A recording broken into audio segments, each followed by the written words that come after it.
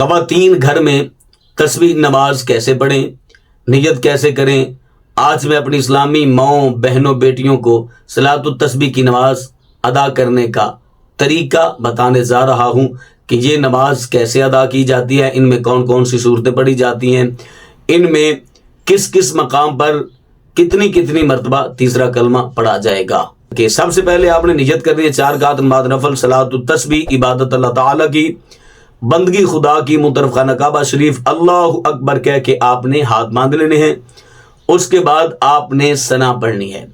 ثنا پڑھنے کے بعد آپ نے 15 مرتبہ تیسرا کلمہ یعنی سبحان اللہ والحمد للہ ولا الہ الا اللہ واللہ اکبر پڑھ لینا ہے۔ اس کے بعد آپ نے سورہ فاتحہ شریف پڑھنی ہے، اور جو بھی سورہ مبارکہ پڑھنا چاہتے ہیں وہی والی سورہ مبارکہ پڑھ لیجیے گا۔ پھر آپ نے قرات مکمل کرنے کے بعد 10 مرتبہ تیسرا کلمہ یعنی سبحان اللہ والحمد للہ ولا الہ الا اللہ واللہ اکبر پڑھ لینا ہے۔ اس کے بعد آپ نے رکوع میں چلے جانا ہے، رکوع کی تسبیح پڑھنی ہے یعنی سبحان ربی العظیم سبحان ربی العظیم سبحان ربی العظیم۔ رکوع کی تسبیح پڑھنے کے بعد آپ نے 10 مرتبہ رکوع کی حالت میں تیسرا کلمہ یعنی سبحان اللہ والحمد للہ ولا الہ الا اللہ واللہ اکبر پڑھ لینا ہے۔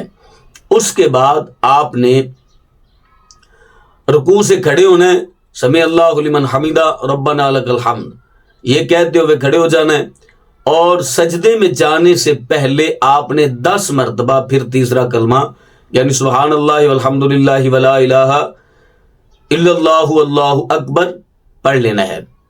پھر آپ نے سجدے میں چلے جانا ہے، سجدے میں سجدے کی تسبیح پڑھنی ہے، سجدے کی تسبیح یعنی سبحان ربی الاعلی سبحان ربی الاعلی سبحان ربی الاعلی۔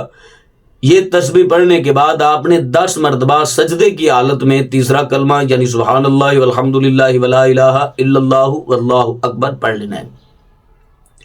اس کے بعد آپ نے سجدے سے اٹھنا ہے اور جلسے کی حالت میں بیٹھ جانا ہے۔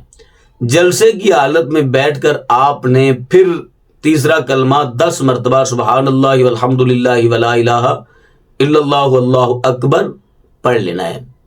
پھر آپ نے دوسرے سجدے میں جانا ہے، سجدے کی تسبیح یعنی سبحان ربی الاعلی سبحان ربی الاعلی سبحان ربی الاعلی پڑھنے کے بعد پھر آپ نے تیسرا کلمہ 10 مرتبہ پڑھنا ہے یعنی سبحان اللہ والحمد للہ ولا الہ الا اللہ واللہ اکبر۔ ایک رکعت آپ کی مکمل ہو گئی۔ سیم اسی طریقے سے آپ نے باقی 3 رکعتیں بھی مکمل کر لینی ہے۔ اور آسان کر دوں کہ جب آپ نے قیام میں کھڑے ہونا ہے تو سب سے پہلے آپ نے 15 مرتبہ تیسرا کلمہ پڑھنا ہے، باقی قرات کے بعد رکوع سے کھڑے ہونے کے بعد سجدے میں جلسے میں اور پھر دوسرے سجدے میں آپ نے 10 مرتبہ تیسرا کلمہ پڑھنا ہے، اور اس طریقے سے آپ نے یہ نفل مکمل کر لینے ہیں۔ تو مجھے امید ہے کہ آپ کو میری ویڈیو اچھی لگی ہوگی اور سمجھ بھی آئی ہوگی۔